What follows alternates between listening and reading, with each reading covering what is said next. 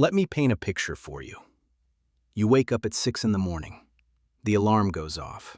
You hit snooze twice, maybe 3 times, and then you drag yourself out of bed. You shower, you get dressed, you grab a coffee, and you sit in traffic for 30, maybe 45 minutes just to get to work. You clock in. You sit at your desk.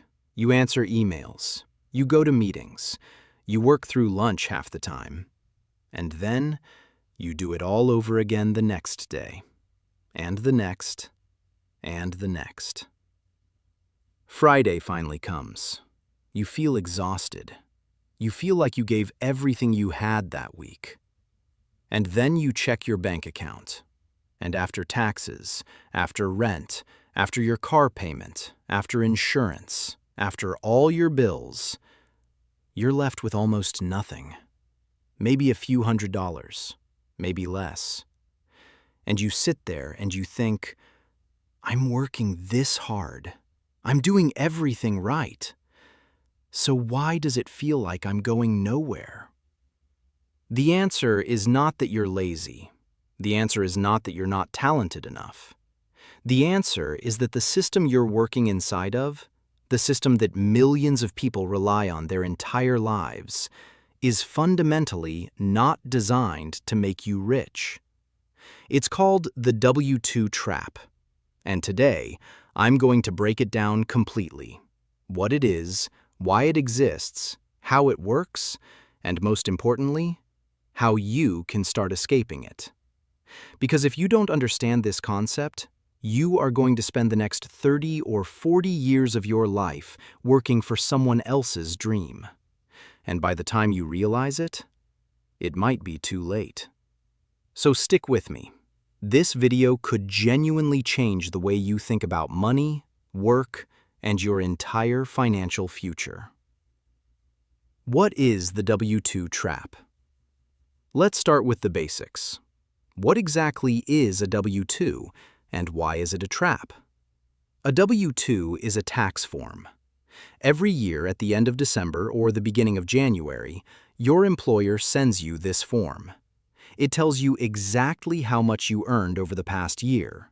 And, here's the important part, it tells you exactly how much the government already took from you in taxes. Now, if you've ever looked at that form closely, you'll notice something interesting. The amount you actually earned and the amount you took home are two very different numbers, sometimes drastically different. That gap, that difference, is your tax burden. And as a W-2 employee, you have almost no power over it. Here's why. When you work as an employee, your taxes are withheld automatically. Your employer takes the money out of your paycheck before it ever reaches you. You don't get to negotiate it. You don't get to reduce it. You don't get to delay it. The government takes their share first, and you get whatever is left. That's the first layer of the trap. But it goes much deeper than just taxes. The W-2 trap is really about the entire structure of being an employee. The way your income is limited, the way your wealth-building potential is capped, and the way the system is designed to keep you dependent on your employer for your entire financial life. And the worst part? Most people don't even know they're in it. They just think this is how life works. You go to school, you get a job, you work for 40 years, and then you retire. That's the plan. That's what everyone does. But here's the thing. That plan used to work. Decades ago, when pensions were a thing, when the cost of living was lower, when one income could support an entire family, that plan made sense. Today, in 2025, that plan is broken, and relying on it could be the most expensive financial mistake you ever make. The tax game, how the system is rigged. Now let's talk about the tax game, because this is where the real inequality happens. And I'm not talking about rich versus poor. I'm talking about employees versus owners. The tax code in this country, and honestly in most countries around the world, is not written equally. It is written in a way that massively favors people who own businesses and invest money over people who earn a salary. And this is not a secret. This is not a conspiracy theory. This is literally in the tax code. You can go read it yourself. Here's how it works. As a W-2 employee, your income is called earned income, and earned income is taxed at the highest rates. Federal taxes, state taxes, Social Security, Medicare, all of it hits you hard. You don't get to deduct much. You don't get to shelter your income. It just gets taxed, plain and simple. Now, as a business owner, your income is called self-employment income or business income. And with business income, you have access to a massive list of deductions. You can deduct your home office. You can deduct your car if you use it for business. You can deduct meals, travel, equipment, software, education. The list goes on and on. On top of that, if you invest money and earn what's called passive income, money from investments, rental properties, dividends, that income is often taxed at a much lower rate than your salary. Capital gains taxes, for example, are significantly lower than income tax rates for most people. So let me put this into perspective with a real example. Say two people both make $200,000 a year. Person A is a W-2 employee. Person B owns a small business and also invests. Person A pays roughly 30 to 35% of their income in total taxes. That's $60,000 to $70,000 gone, just like that.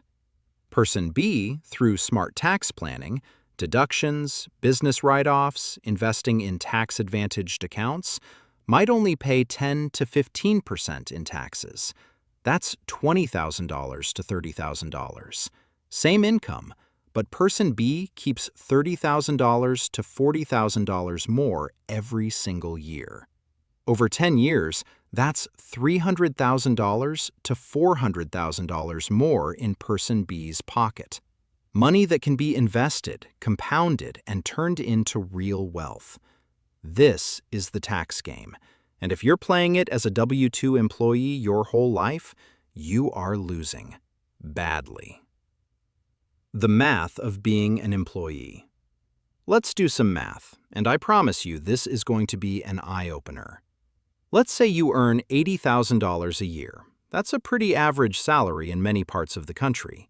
After federal taxes, state taxes, Social Security, and Medicare, you're taking home roughly $58,000 to $60,000 a year. Let's call it $59,000. Now let's break down your monthly expenses. That's about $4,900 a month. Rent or mortgage. Let's say $1,500. That's actually low for most cities, but let's keep it conservative. Car payment, $400. Car insurance, $150. Gas, $150. Groceries, $500. Utilities, electricity, water, internet, phone, $300. Health insurance. Even with employer coverage, you're probably paying $200 to $300 a month out of pocket. Let's say $250. Subscriptions. Netflix, Spotify, gym, maybe a streaming service or two. $100. Miscellaneous. Clothes, personal care, eating out, unexpected expenses. $300. So let's add that up. $1,500 plus $400 plus $150 plus $150 plus $500 plus $300 plus $250 plus $100 plus $300 equals $3,650 a month in basic living expenses. That leaves you with $4,900 minus $3,650 equals $1,250 a month. $1,250. That's what you have left after all your bills and basic needs are covered. Now, out of that $1,250, how much are you actually saving or investing? Be honest with yourself. For most people, it's not much. Maybe $200 to $500 if they're disciplined.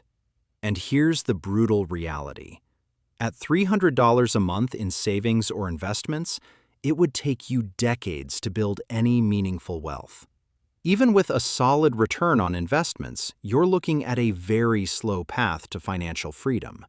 And remember, this is assuming you never have an emergency, never have a health issue, never have a major unexpected expense.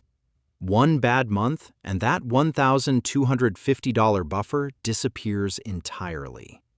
This is the math of being an employee, and the numbers simply do not add up to getting rich. Why your boss will always be ahead. Let me ask you a question. Have you ever wondered why your boss seems to be doing so much better financially than you are? Even when you're working just as hard, maybe harder? It's not because they're smarter. It's not because they work more hours. It's because of where they sit in the system. Think about it this way. When you work for a company, you are what's called a cost center. You are an expense on someone else's balance sheet. Your salary is a cost that the company has to pay in order to generate revenue. And here's the key insight. The company is always going to make more from your work than they pay you. Otherwise, why would they hire you? Let's say you generate $200,000 in value for your company through your work. The company pays you $80,000. That $120,000 gap? That's profit. And that profit goes to the owners. It goes to shareholders. It goes to the executives at the top. You generated the value, someone else captured it.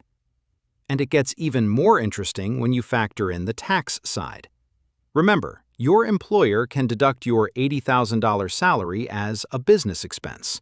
So while you're being taxed heavily on that $80,000, your employer is actually reducing their own tax bill by paying you.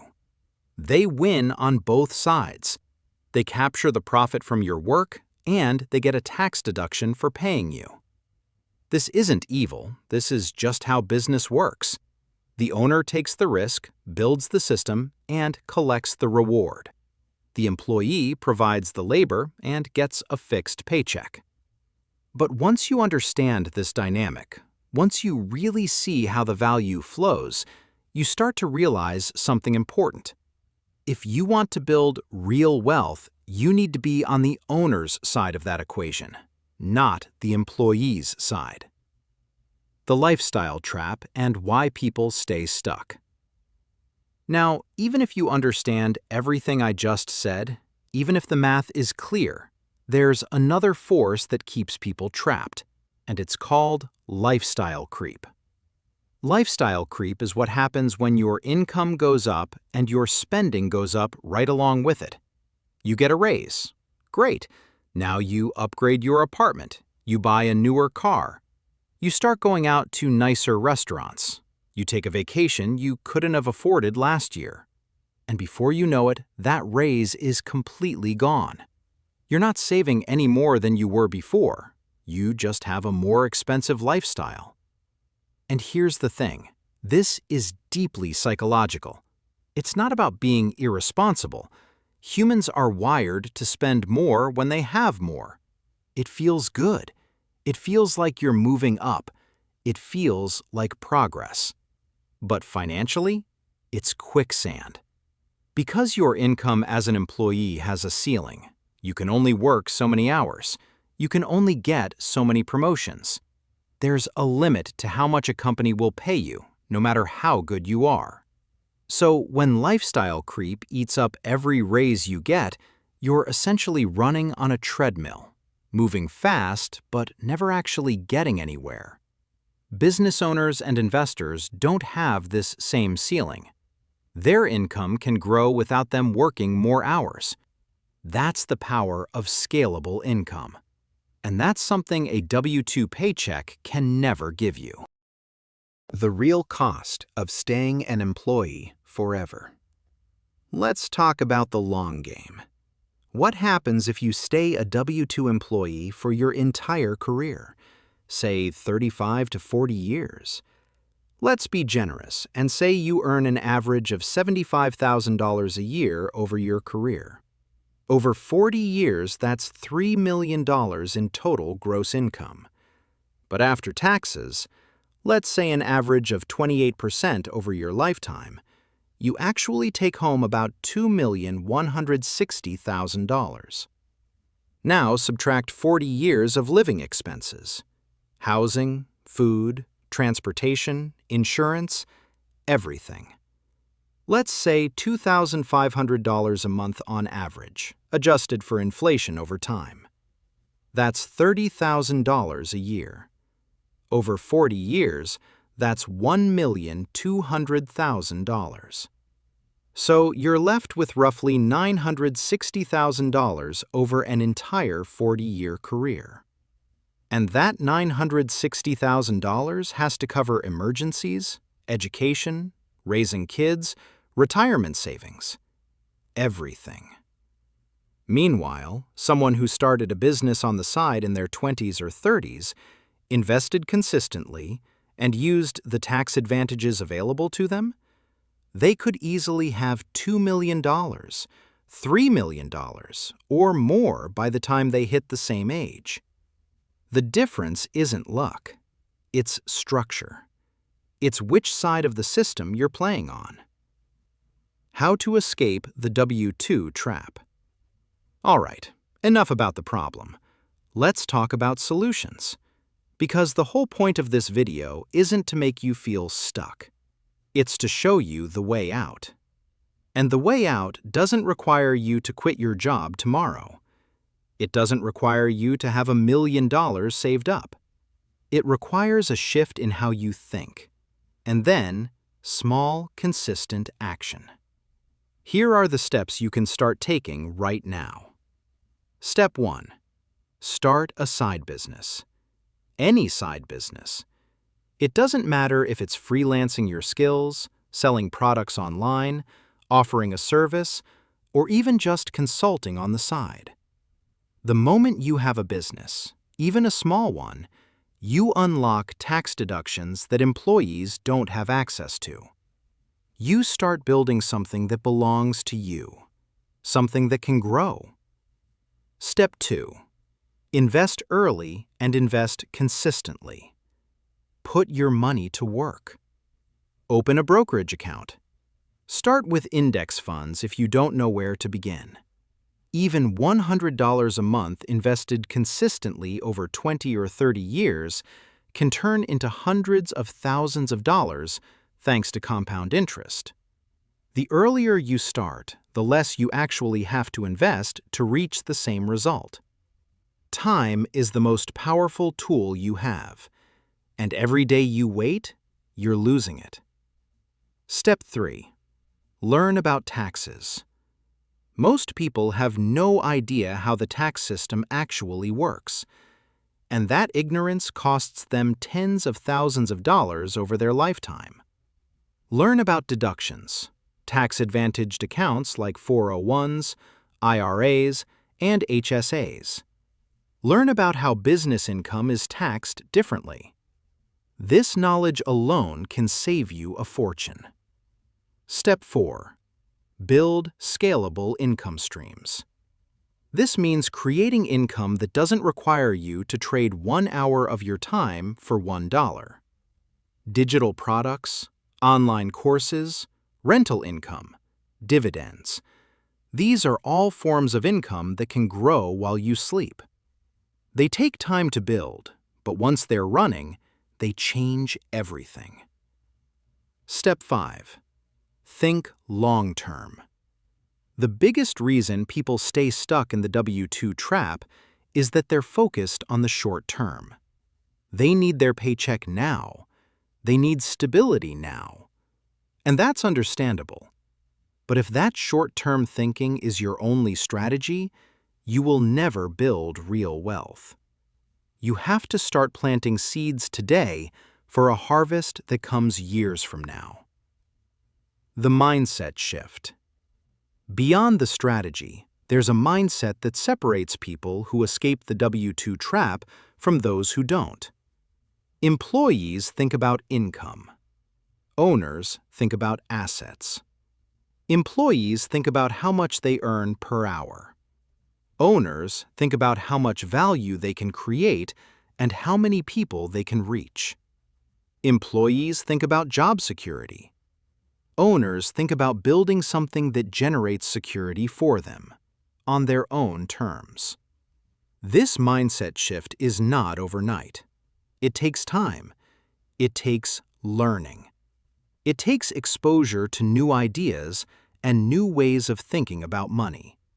But it starts with understanding what we've talked about today. It starts with seeing the system clearly, and then deciding that you don't want to be trapped in it forever. So here's where we stand. The W-2 system is not broken. It is working exactly the way it was designed to work. It was built to create a stable workforce, people who show up, do their jobs, and generate wealth for the companies they work for. And there is absolutely nothing wrong with having a job. A job is a tool. It pays your bills. It funds your life. It can even fund the business or investments you're building on the side. But if a job is your entire financial plan, if it's the only thing standing between you and your financial future, then the math is not in your favor. The taxes are too high.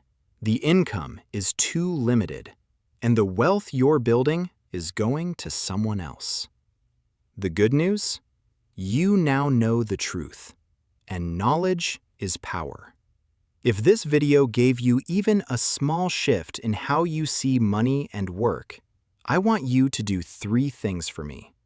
First, subscribe to this channel. Wealth Context is all about giving you the real, unfiltered truth about building wealth. No hype, no BS. Just knowledge that actually works. Second, drop a comment below. Tell me, are you stuck in the W-2 trap right now? What's holding you back from making a move? I want to hear from you. I read every single comment. And third, share this video. If this opened your eyes, imagine what it could do for someone you know who's been struggling with the same questions. It might just be the push they need. This is Wealth Context. Stay wealthy, stay smart, and I'll see you in the next one.